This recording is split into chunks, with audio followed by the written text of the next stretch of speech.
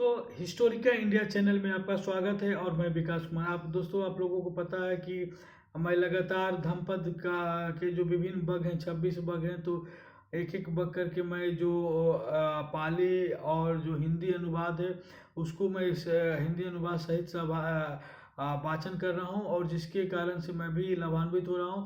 और इस YouTube के माध्यम से मैं चाहता हूं कि आप लोग भी भगवान बुद्ध के वचनों को, धम्मपद को सुनकर लाभान्वित हो और एक संयमित सद्कर्म वाले जीवन जीने की कोशिश करें और अपने दोस्तों के साथ शेयर करें ताकि उनको भी भगवान बुद्ध के वचनों का लाभ मिल सके। और दोस्तों, अभी तक चैनल सब्सक्राइब नहीं किए हैं तो हिस्टोरिका इंडिया चैनल को सब्सक्राइब करें।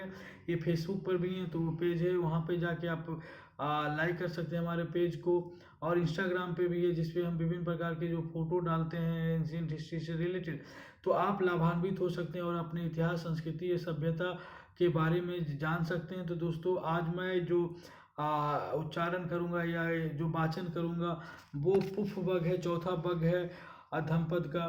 और वो इस प्रकार है: को इमं पठिबि विजेशति यमलोकच्च इमं सदेवकं कोधम पदम सुदेशितम कुशलो पुप्फमीव पचेससिति। इस पृथ्वी को तथा देवताओं सहित इस यमलोक को कौन जीतेगा? कौन कुशल पुरुष पुष्प की तरह भली प्रकार से उपदिष्ट धम्मपदों को चुनेगा? कहा गया है कि जो पृथ्वी है को तथा देवताओं सहित इस यमलोक को कौन जीतेगा?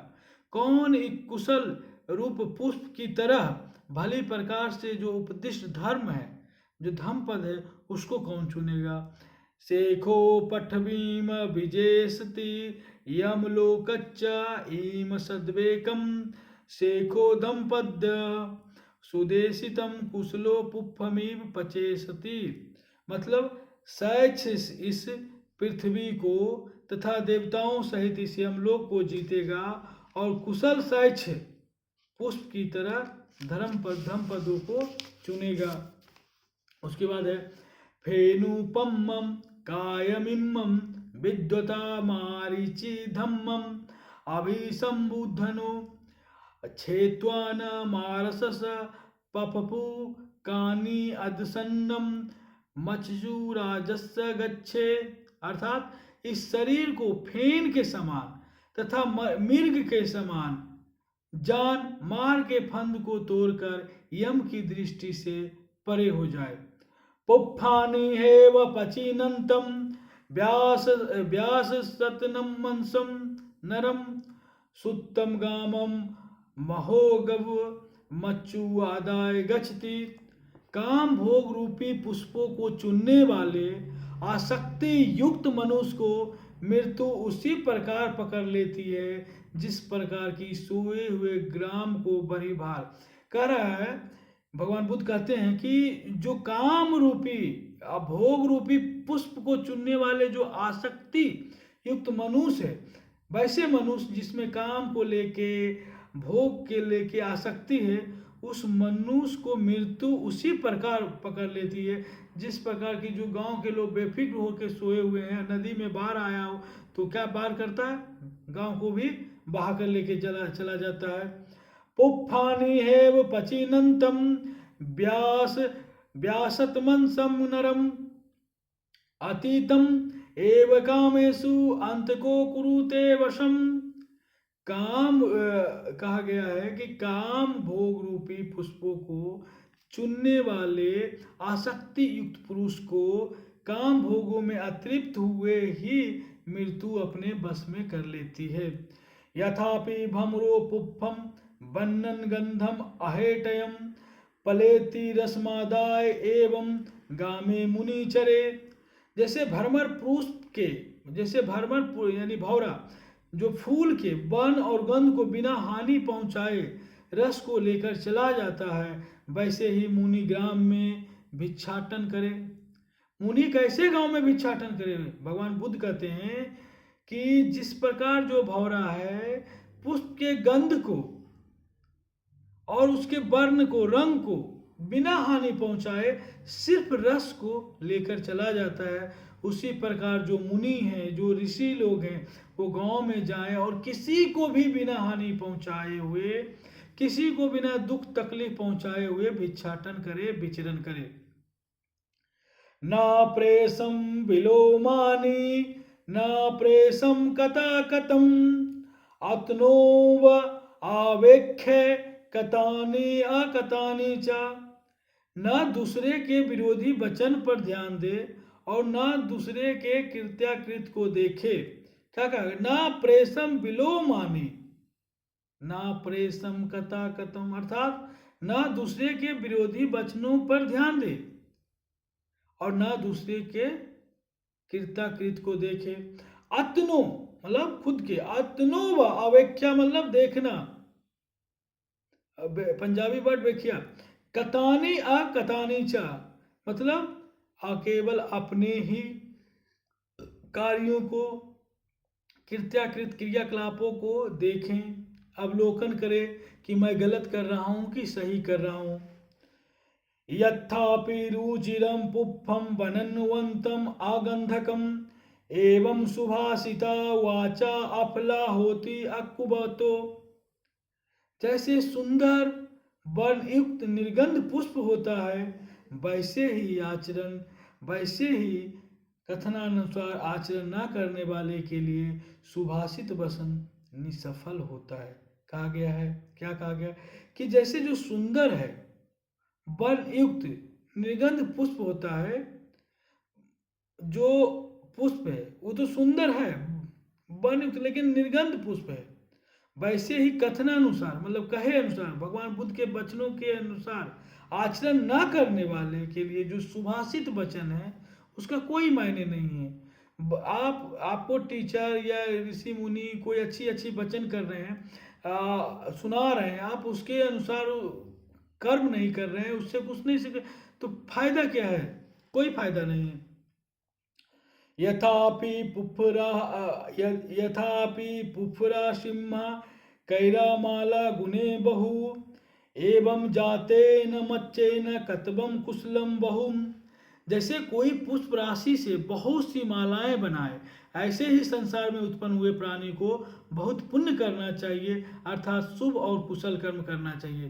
कहा गया है कि जिस प्रकार से माला बनाने के लिए बहुत सारे पुष्प से माला बनाया जाए, उसी प्रकार जो प्राणी हैं, जो जीव हैं, हम लोग जो हैं, उनको पुण्य कर्म करना चाहिए, कुशल कार्य करना चाहिए।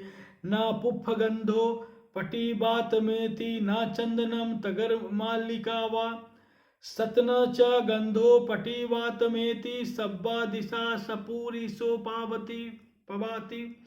पुष्प, चंदन, तगर या चमेली किसी की भी सुगंध उल्टी हवा में नहीं जाती है, किंतु सज्जनों की सुगंध जो है उल्टी हवा में भी जाती है। सतपुरुष सभी दिशाओं में सुगंध बहता है।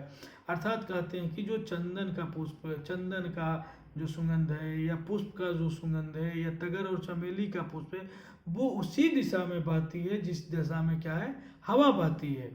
लेकिन जो विद्वान व्यक्ति हैं, सज्जन व्यक्ति हैं, उनकी जो ख्याति है वो उल्टी दिशा में भी बहती है। इसका मतलब जो एक कहावत हम लोग एक जो श्लोक पढ़ते थे कि राजा ने पूज्यते राज्य, राजा की पूजा कहाँ होती है?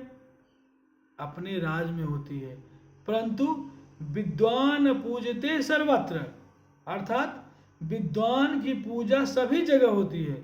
वही भगवान बुद्ध भी कहते हैं कि सज्जनों की जो सुगंध होती है, यानी जो सज्जनों की जो कृति होती है, जो यश होती है, वो उल्टी दिशा में भी बहती है। चंदनम तग्रम वापी उपलम अथ वशिष्यकी एतेषम गंध जाता नाम शीलगंधो अनुतरो। अर्थात चंदन या तगर, कमल या जूही, इन सभी की सुगंधों से शील की सुगंध उत्तम है। अर्थात जितने जो पुष्प हैं इनके सुगंध से अच्छा क्या है? सदाचार की सुगंध अच्छा है, शील की सुगंध अच्छा है।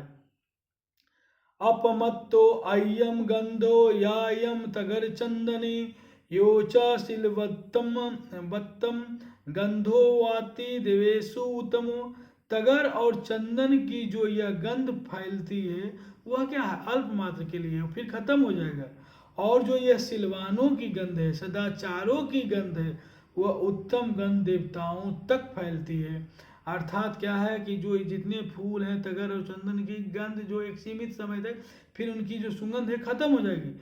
लेकिन एक सिलवान पुरुष है, एक सदकर्म पुरुष है, सत्कर्मी पुरुष है, उसकी जो सुगंध है वो देवताओं तक भी पहुंचती है। तेषं सम्पन्नशीलानाम् अपमाद विहारिणं सम्मदन्न विमुतानं मारोमग्गम न विदन्ति।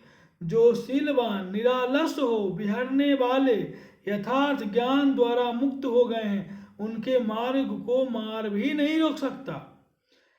यथा संकारा धना अस्मि उज्जित अस्मि महापथे पदुमम तत्थ जायत सूचिगंधम मनोरम। जैसे किसी बड़ी सड़क महापथ के किनारे फेंके हुए कूड़े की ढेर में कोई सुगंधित सुंदर फूल उत्पन्न होवे। एवं संकार भूतेषु अंधभूतेषु पुथुजने अतिरोचति पन्नाय सम्मा संबुद्ध शावको। वैसे ही कूड़े के समान अंधे पृथक जनों में जो सम्यक संबुद्ध है का जो श्रावक अपनी प्रज्ञा से अत्यधिक शोभित या प्रकाशमान होता है। तो दोस्तों आज हमने आपको धम्मपद के जो चौथे बग हैं, पुष्प बग हैं, उसके बारे में बताया। आगे मैं बाल बग के बारे में बात करूंगा। तो दोस्तों आपसे निवेदन है कि आप भी भगवान बुद्ध के जो वचन हैं, जो ये धम्मपद हैं, पाली भाषा में है, उसका मैंने हिंदी अनुवाद भी पढ़ के सुनाया। तो आप लोग भी लाभान्वित हों भगवान बुद्ध के वचनों से। इस चैनल को सब्सक्राइब कर दें और अपने दोस्तों के साथ शेयर कर दें, ताकि आपके दोस्त भी भगवान बुद्ध के वचनों से लाभान्वित होंगे। भवतु सब मंगलम।